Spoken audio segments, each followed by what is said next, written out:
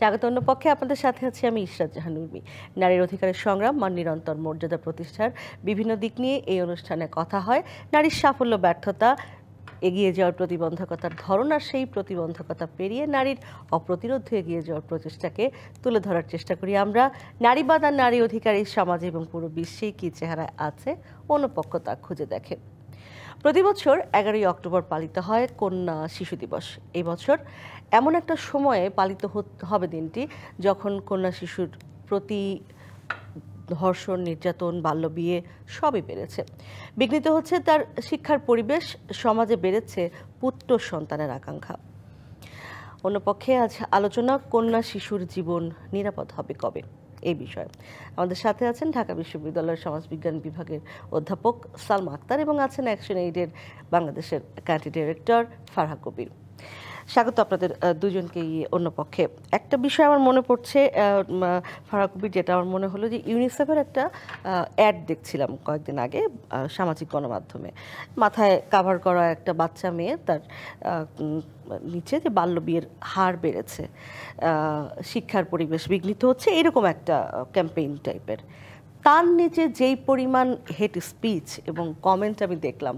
আজকে কন্যা শিশু দিবস নিয়ে আসলে আমরা কথা বলতে চাই একটু অন্য জায়গায় দাঁড়িয়ে। শুধুই যে আপনার তাদের কত পার্সেন্ট শিক্ষা হচ্ছে, ড্রপ আউট হচ্ছে কিনা, তার থেকে বড় কথা হচ্ছে এই যে কন্যা শিশুর প্রতি এক ধরনের বিদ্বেষ বাড়ছে, যে বিদ্বেষটা বাড়তে বাড়তে একসময় নারী বিদ্বেষে গিয়ে পরিণত হয়, সেই জায়গা থেকে যদি আমরা একটু শুরু করি। হ্যাঁ, অনেক ধন্যবাদ আমাকে আজকে আমন্ত্রণ জানাবার জন্য। একটা পরিবারে মেয়ে, ছেলে, শিশু দুটোই জন্ম নেয় এবং আমরা জানি যে ঐতিহাসিকভাবে একটা বৈষম্য ছিল। কেননা ভাবা হয় যে ছেলে শিশু বাবা মাকে দেখে রাখবে, আর্থিকভাবে সহযোগিতা করবে, অনেক কারণে। তো সেই জায়গার যে পিতৃতান্ত্রিক সমাজ ব্যবস্থা এত আমাদের এখনো বহল আছে এবং সেইখানে যেটা দুঃখজনক সেটা হলো যে আমরা ভেবেছিলাম বাংলাদেশের স্বাধীনতার 50 বছরের মাথায় গিয়ে আমরা বৈষম্য দূরীকরণ এর একটা সাফল্য পাবো, এবং যেহেতু 2024-এ পুরো আন্দোলনের কথাই ছিল যে বৈষম্য বিরোধী, তো সেখানে আমরা আরও দেখছি যে উল্টো পথে কিছুটা হাঁটছি। কেন হাঁটছি? সামাজিকভাবে এটা আসলে গ্রহণযোগ্য। মেয়েদের বিয়ে, বাল্যবিবাহ, পরিসংখ্যার কথা আপনি মানা করছেন বলতে, কিন্তু না বলে পারছি না যে 50-51% এখনও 15 বছরের নিচে। আগে ছিল 18 বছরের নিচে বিয়ে হয়ে যাচ্ছিল, এখন 15 বছরের নিচেও অনেক বেশি বিয়ে হয়ে যাচ্ছে। তার কারণ সবসময় বলা হয় যে দারিদ্র্যের কারণে। তো দারিদ্র্যের কারণে বিয়ের বয়স তো এর আগে আইন করে কমা দেওয়া হলো, চেষ্টা করা হলো যে 16তেও বাবা মা যদি মনে করে তার ভালোর জন্যে। এটা একটা সমাজে, ওই যে আমি বললাম, গ্রহণযোগ্যতা আছে। আর এখানে শহর এবং গ্রামের মধ্যেও কিছুটা পার্থক্য আছে। আরেকটা খুব অপ্রিয় হলেও বলতে হবে, একটি বাল্যবিবাহর পিছনে যেমন দারিদ্র্যের কারণ, যেখানে বিয়ে হয়ে যাচ্ছে সেখানে কিন্তু সে শ্রম দিচ্ছে মূল্যবিহীন, অর্থবিহীন। তাকে বরঞ্চ তার উপরে জোর বা তাকে দিয়ে যেই ধরনের কাজ করানো সম্ভব সব তাকে দিয়ে করা হচ্ছে। সে তার আর কৌশল, মানে কিশোরকাল বা তার সেই বাল্য সময়টা আর থাকলো না। সে ওখানে একটা দায়িত্বের ভূমিকায় চলে গেল, আর হয়তো বছর না ঘুরতে সে আবার মাও হয়ে যাচ্ছে। সো আমাদের সমাজে ঠিক করে নিতে হবে। আমরা বলি যে নারী প্রয়োজন সন্তান জন্ম দেওয়ার জন্য এবং আমাদের সমাজকে এগিয়ে নেওয়ার জন্য। আবার সেই নারীকে আমি কিভাবে দেখছি, তার প্রতি আমার আচার ব্যবহার কেমন, এবং একটা সুস্থ সন্তানের জন্য যে একটা নারীর সুস্থ মানসিক, সামাজিক, অর্থনৈতিক এবং শারীরিক সুস্থতা দরকার, সেটা আমরা চিন্তা করি। এখান থেকে যদি একটু শুরু করি সালমা আক্তার, 15 বছরের নিচে বিয়ে হয়ে যাচ্ছে, যেটি ফারহা আপা বলছিলেন যে আগে 18 বছরের নিচে ছিল, এরপরে সেটা 15 বছরের নিচে। নিরাপত্তাহীনতা এখন কখনো কখনো কোনো ক্ষেত্রে আরও বেড়েছে, এবং যেভাবে আসলে ক্যাম্পেইনগুলো করা হয়, কারা ক্যাম্পেইন করে, কিভাবে করে আমরা সেটা জানি। ক্যাম্পেইনগুলো যেভাবে করা হয়, এমন দেখছি আমি বিভিন্ন বয়ানে যে কোনো একজন বিয়ে করতে যাচ্ছেন, নিজের শিশু সন্তানটির খেলার সাথে এনে দিচ্ছি, এরকম কথা বলে বাল্যবিবাহ একদম আরেকটা ছোট মেয়েকে বিয়ে করে আনছেন, এবং সেগুলো সামাজিকভাবে তো আমরা দেখছি, কেউ তো এটার কোনো রাষ্ট্রীয়ভাবে এর কোনো প্রতিবাদ তো হচ্ছে না। সেই রকম একটা জায়গায় দাঁড়িয়ে যখন আমরা কন্যা শিশুর কথা বাংলাদেশের মতো জায়গায় বলি, সেটা আসলে কতখানি কঠিনভাবে বলা দরকার। প্রথমত আমি যেটা বলতে চাই যে এটা আসলে দুর্ভাগ্যজনক যে আমরা কন্যা শিশুর হিউজ ডিসক্রিমিনেশন বাংলাদেশে দেখছি, যেখানে যে রাষ্ট্রটি কিন্তু কনস্টিটিউশন থেকে শুরু করে সিটো বেশিরভাগই রেটিফাই করেছেন, সিটোকে ন্যাশনাল উইমেন্স পলিসি আছে, চিলড্রেন্স পলিসি আছে, একটা আলাদা women and children affairs ministry আছে। তো এত কিছুর পরেও কিন্তু আমরা দেখতে পাচ্ছি যে অনেক ক্ষেত্রেই কালচারাল পার্সপেক্টিভ দিক থেকে আমরা এখনো ইকুইটিটা দেখতে পাচ্ছি না। এবং রিসেন্টলি ইউএনএফপিএ এবং ইউনিসেফের একটি জয়েন্ট প্রোগ্রাম বাংলাদেশে নেওয়া হয়েছে, গার্ল চাইল্ডদের ডেভেলপমেন্ট, চাইল্ড ম্যারেজ রিডিউস করা, এডুকেশনে দেখা যাচ্ছে সেকেন্ডারি লেভেলে গার্ল চিলড্রেনদের ড্রপ আউটটা একটু বেড়ে যাচ্ছে তুলনামূলকভাবে, আফটার কোভিড শুরু হয়েছে, সেটা কন্টিনিউ করছে। এবং আমরা মাঝখানে কিন্তু দেখেছিলাম যে এডুকেশনে ব্যান বেইজের রিপোর্ট বা বিবিএসের রিপোর্টগুলোতে আমরা দেখেছি যে অনেক হাই ছিল ফিমেল পার্টিসিপেশন, অ্যাকচুয়ালি বয়েজকে এনরোলমেন্টটা এক্সিড করে গিয়েছিল, কিন্তু সেখানে এসে সাডেনলি ড্রপ আউটটা চাইল্ড ম্যারেজের সাথে সরাসরি সম্পৃক্ত। এবং আপা যে জায়গাটায় বলছিলেন যে আমরা যদি আজকে শিশুটিকে সম অধিকার না দিতে পারি, সেটা আগামী দিনে নারীর সম অধিকারকে ব্যাহত করছে। এবং আমরা এখানে সব ডাটাগুলো শো করছে খুব ক্লিয়ারলি যে নারীরা এখনো পর্যন্ত মাত্র 40% পার্টিসিপেশন লেবার ফোর্সে, তাদের আনপেইড কেয়ার ওয়ার্ক এখনো পর্যন্ত হিউজ অ্যামাউন্ট, এবং সেটার কারণে তারা জব মার্কেটে যেতে পারছে না। তো ইউনিসেফ এবং ইউএনএফপি এটা মেনশন করেছেন যে এই ডিসক্রিমিনেশনগুলোর কারণ হচ্ছে কালচারাল বায়াস, এটা রিজিওনালি দেখা যাচ্ছে সোশ্যাল বায়াস, ইনকাম লেভেল, এবং খুব সিস্টেম্যাটিক্যালি ডিসক্রিমিনেশনগুলো মেনটেইনড হচ্ছে। এবং খুব দুর্ভাগ্যজনকভাবে এখানে দেখানো হয়েছে সান প্রেফারেন্স এখনও কিছু কিছু জায়গায় আছে, এবং তারা বলছেন যে 69% মানুষ এখনও মনে করে যে men are better leaders than women, 88% মনে করে যে business and economy men are better than them, এবং তারা বলেছে প্রতি 10 জনে 9 জনই ফান্ডামেন্টাল বায়াস আছে তাদের এগেনস্ট উইমেন। তো সেই দিক থেকে আমি মনে করি অবভিয়াসলি এটা একটা হিউজ অ্যালার্মিং ইস্যু, যেখানে আমরা একটা নন ডিসক্রিমিনেটরি অথবা ইকুইটি বেসড একটা সোসাইটি খুঁজছি for both the children, for both boys and girls. এবং অনেক ক্ষেত্রে দেখা যাচ্ছে বয়েজদেরকে ইনকর্পোরেট করা হচ্ছে প্রোগ্রামগুলোতে, যাতে করে তাদের পার্সপেক্টিভ এই সোশ্যাল কালচারাল নর্মসগুলোকে চেঞ্জ করা যায়। তো সেই ক্ষেত্রে আপনি যেটা দিয়ে শুরু করেছিলেন যে এই যে হেট স্পিচগুলো অথবা হেট কমেন্টসগুলো আমরা দেখি, সেটা একটা হিউজ কনসার্ন যে আমরা আসলে সেখানে পৌঁছাতে পারছি না কেন, because this is a long journey, more than 40 years এর পিছনে ইনভেস্ট করা হয়েছে government, national international NGO, educational institution. So আমার মনে হয় যে এক নম্বর হচ্ছে ম্যান অ্যান্ড বয়েজদেরকে অবভিয়াসলি খুব ইন্টিগ্রাল পার্ট করতে হবে, অ্যান্ড দেন এই কালচারাল পার্সপেক্টিভটা আসলে কেন আবার আমরা নেগেটিভ পয়েন্টে চলে গেছি সেই জায়গাগুলোতে পেছনের দিকে গেলাম। এই বাক্যটা থেকে যে 50 বছরে আমরা এত রকমের ইনভেস্টমেন্ট এই বিষয় হলো, এত আলোচনা হলো, এই সময় এসে যখন আসলে একটা অভ্যুত্থান পরবর্তী সময় আমাদের এগিয়ে যাওয়ার কথা ছিল, তখন কেন আসলে আমি দেখব ইউনিসেফের একটা সিম্পল একটা ক্যাম্পেইনের নিচে এইরকম হেট স্পিচ, সেই প্রশ্নটা আবারও যে আসলে কি হচ্ছে, ঘটছে কি, কেন এরকম হচ্ছে?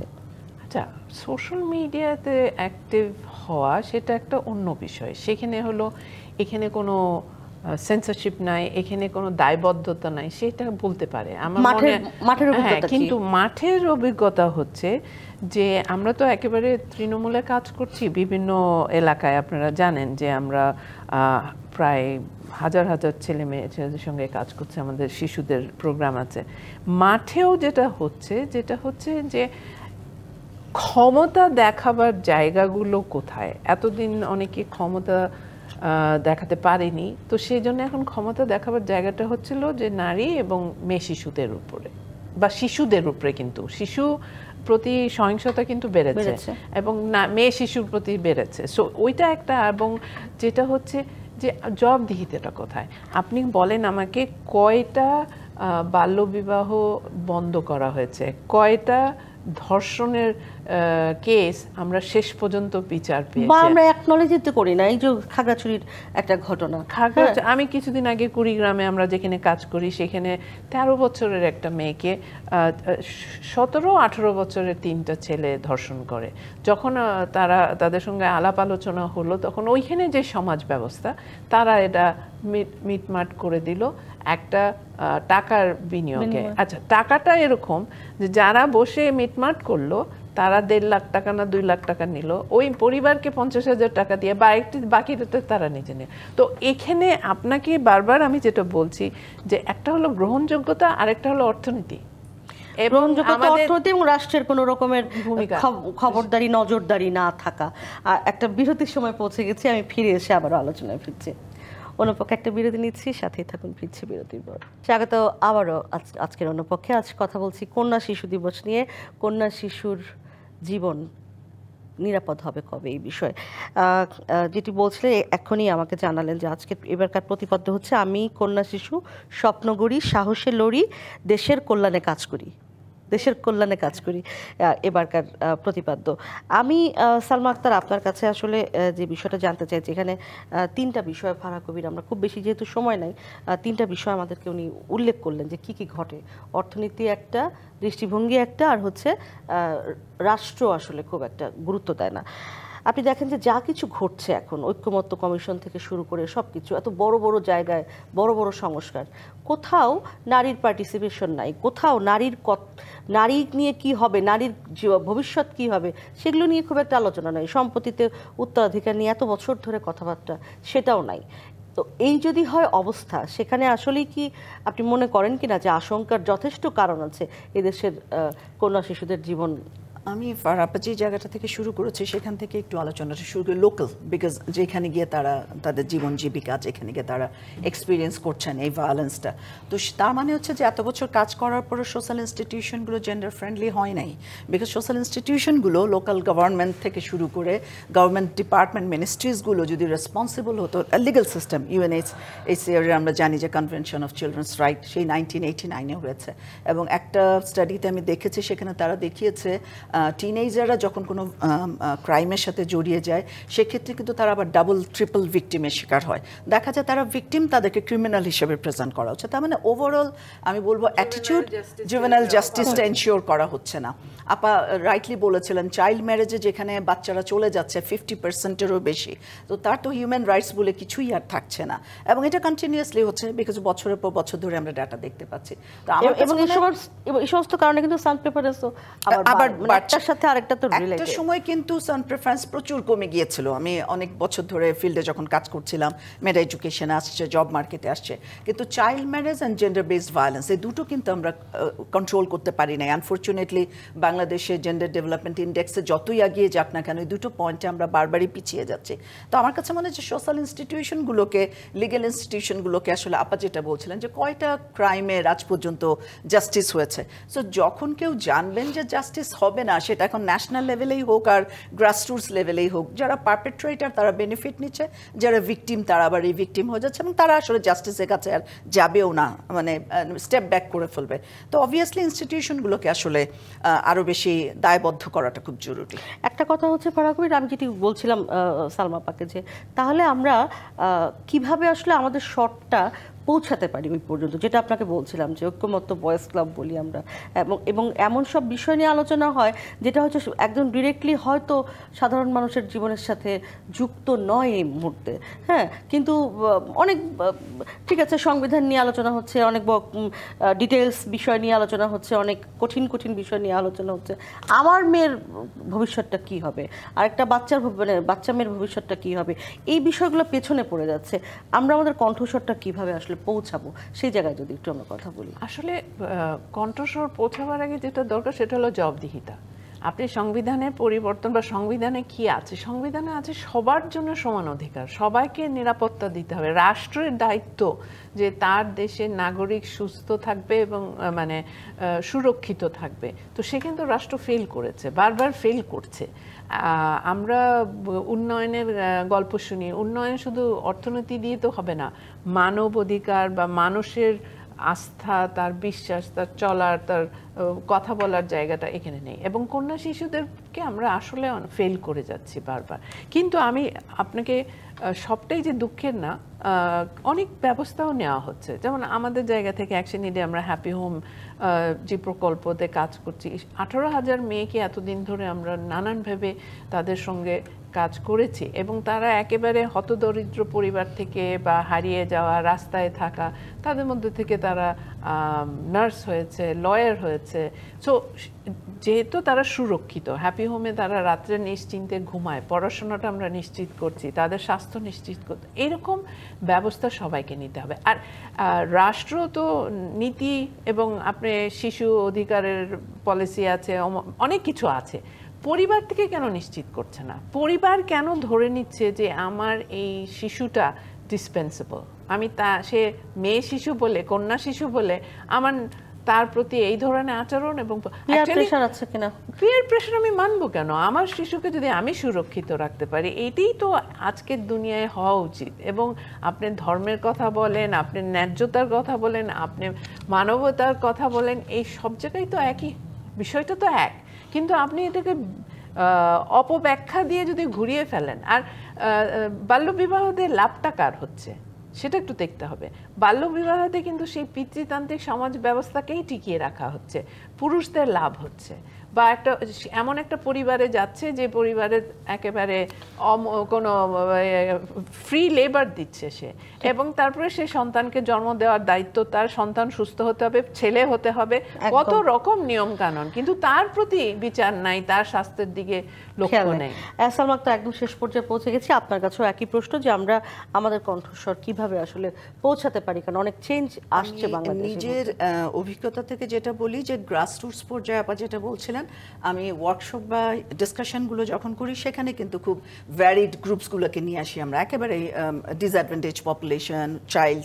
আমি রিসেন্টলি একটা স্টাডি করছিলাম, সেখানে ক্লাইমেট ভালনারেবল এলাকায় আমরা দেখেছি। তো সেখানে কিন্তু আমরা টিনেজার, চিলড্রেন, অ্যাডাল্ট সবাইকে নিয়ে এসেছি, মেল ফিমেল মিক্স, কিছু ডিসকাশন করেছি, কিছু ডিসকাশন সেগ্রিগেটেড।